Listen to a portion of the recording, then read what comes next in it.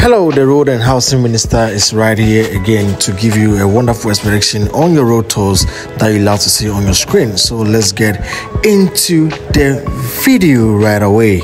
Hello everyone. Yes, this is your boy Billy and I'm the one who reveals everything that you see on your screen. And it's the PM I have physics. I have PM the content and the episode constructional, zones no senior construction airport and then say you can come so the former wa ko nya no say ono ene ye be coach na ya ko hwe senior nya mai airport and calculation o hwe bibia as on say calculation because the calculation bibia be buy say 0.02 0.3 let's say nti no e penny for ba ko ha say on never kick from na wa share you kakra now say e kwano ye wi na sa ho hwe a we'll say step by step, every week we bring you every update right here on this wonderful channel. This is a review. We are going to reveal everything right here in Ghana. So I want to talk to the chairman himself right here. Very much good afternoon. Afternoon, everyone. Yeah, welcome. No break, Juma. No break, Juma. I mean, some because what shall I say? I say no stop. A real more so on. Me there, I quite ready right there. Yeah, night. I move break, Juma. Pressure. Yeah. So I'm here applying busy.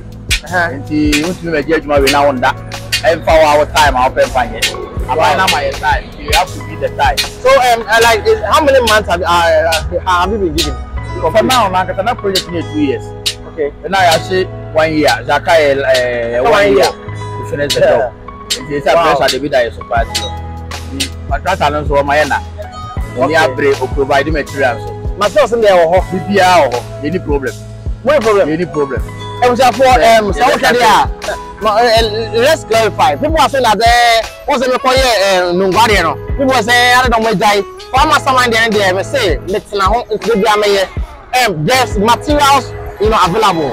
So yeah, chairman I can say materials in there don't be all the money it's what in the end like one of the pressure every day there was cement, there was iron rods, there was chipping sound, everything I say the edge man for be and no more go on sana and I say I will provide it on my name sample but you know you before okay you record the money before your money after it's the next year you say if you wear your COVID then also are you ready for the next every day be a material in basa wow that's basa but that and why then I'm so yes you must just go it's any problem what's that it's it's moka obia na let me moka say we mo jai say in some moka problem be this kasam wow it's one oh yeah there I bet you aka I say dey bia mo mark on dey mark everybody na month na mo da month na do bia sorry ma wow and I'm so mo ti assessor bia ti ase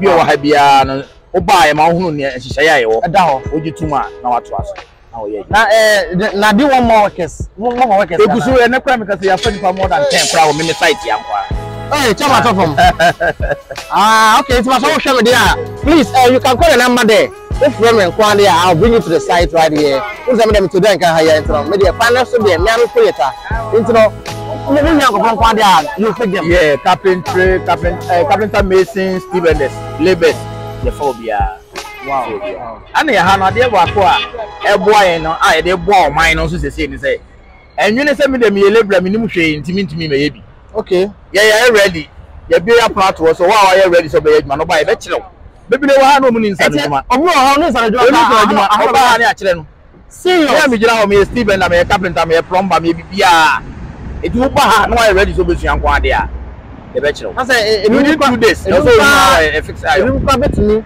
I'm so much more I be aduma wa ha how they call no problem I want yesterday ya ready so ban na kasa ko ni abri so person ko man mo artisans ni enya no bebre enti yesu egusu say e be kire we ready bankwa ye kire waduma say tuya wow I think that this is the only show that you can watch and also feel this atmosphere that when you don't have anything to do you can come here and you get to this wonderful thing now you say no drink fan e kwan high ever so far it was 50 kwan na high kilometer 5+702 okay mo nti ase me catch them me dem nti ase na so oro abetete mo yenko kilometer 5+702 okay the pan here over 20 kilometer You be a me just say 5 plus. Yeah.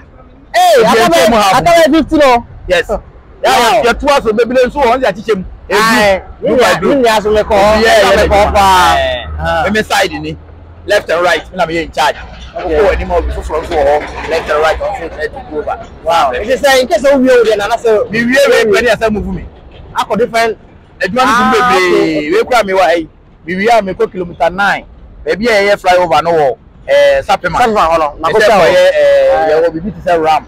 They were full overhead, no. Okay, me one. Yeah, maybe in charge for returning was near those things. It will be free up. You move up. I mean, no, because I could be started that.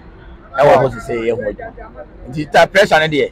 A good so far, I already said, man, now, wait, how many years? Oh, we need company, I'm no man until 23 years. Wow, in changing the company, being called Ghanaian. I mean, the Accra Ghanaians. Mini anomna ye adwuma ye ndwin sika nko ade bia. Okay. And sometimes ye nya ya dwese nsuo be se esia bibi.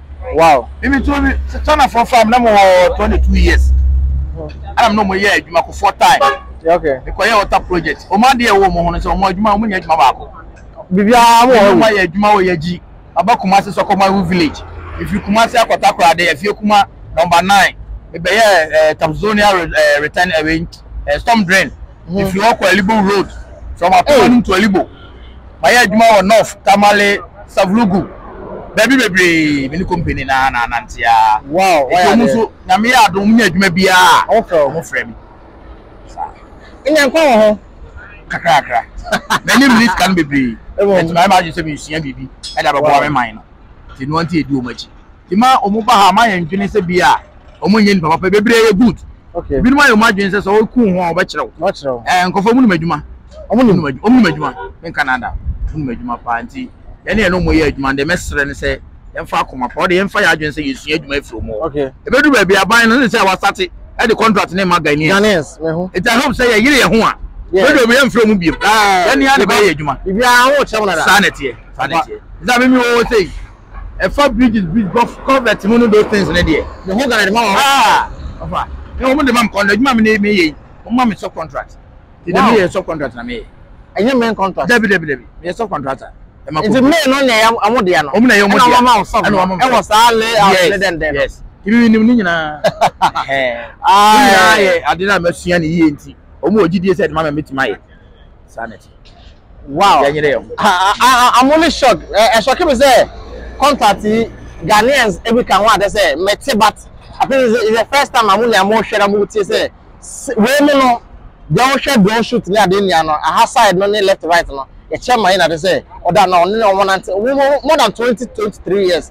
I say what should you want to pay you? Yeah. Okay, say no ye call na you say cars you say say back. Say on man no 2 pound. That's a contract na mama na say mu jai too ma. E ya na then na e ba mu jai too. Oh. Kasem na okay, sometimes no e bi escasem.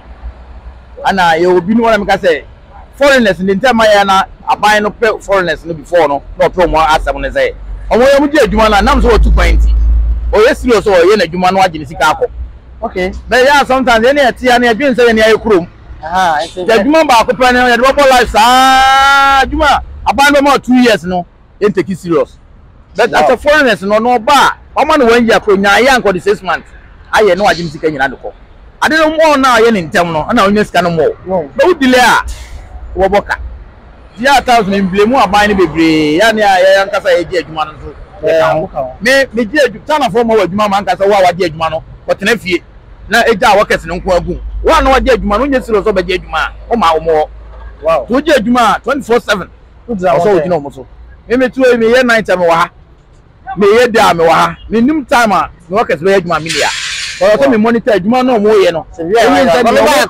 baby cover ka ka say abi say mo ye na wo fisa because I was saying no o fix iron na o dey space block eto ase we were space bi na space an hye ho jama wana drop so mo fa bi hye na ye nya level no pepepe but we here ye wo consultant kan ye consultant mo ba expect adwuma na nsakwa na ka concrete if you enter so train so be mistake no ba be kire wo say ye ni say ase mo tutu ala delay what the contract na adwuma na also dey 1 day ye no go take 2 days ya e ka no abo nti also wo hwe say de wo ye bia no e fa no kwem. All right, so better was so young and yet triple. I revealed we are going to reveal every road here in the world. Yaka say shase ye, ya shase nkwa ye be kosa. It no. E bra so na twin komo. Ejuma no so e koso pa. Obere say. Oh, boss ye. Oh, ye ejuma. Oh, yeah, ejuma. Nkwa wo ho. Oh. Ska wo ho. Oh, Nsawam. Ya wo. Yeah. We okay. Oh, we okay. Ite dey kasa jai ejuma wo jai. Oh, me die. Mission. Ah, to over now nim hwe. David, na me mission. Ana na wo su ejuma yi. Mission pa. Is it by 2 years and I want to be to dan. Oh, bet me actually. Wow. 2 years time na my perfect. Mama ko your grandpa o. Ai. After my won't tell my grandpa. Grandpa. Yeah. Bibia woko. Bibia woko. But oba ha na wo su na se na onu kakra. Oh, na me no mo hwe ba si sa de ni. All right. Metumi chichire metumi ye bibia. Ne obete bia metumi ye. Wow. So all right. Smithy say. Askaneba. Oh, scaneba. They all say na okay, scaneba all right. Scaneba.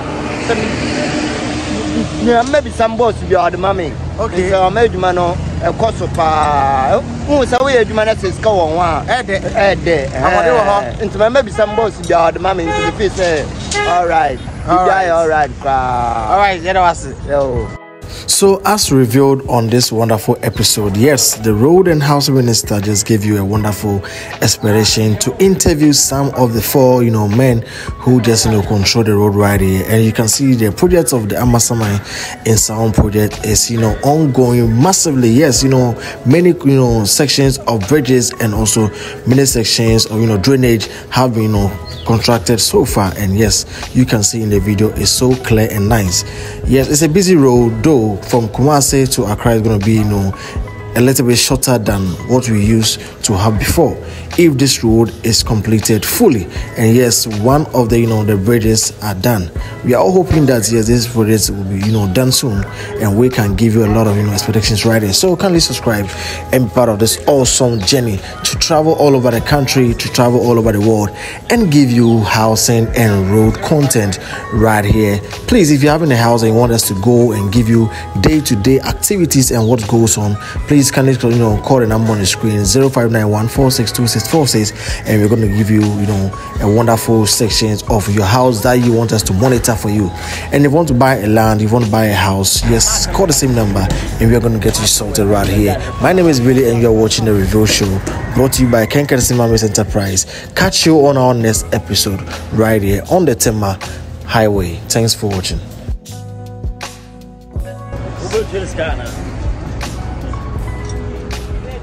Jessica.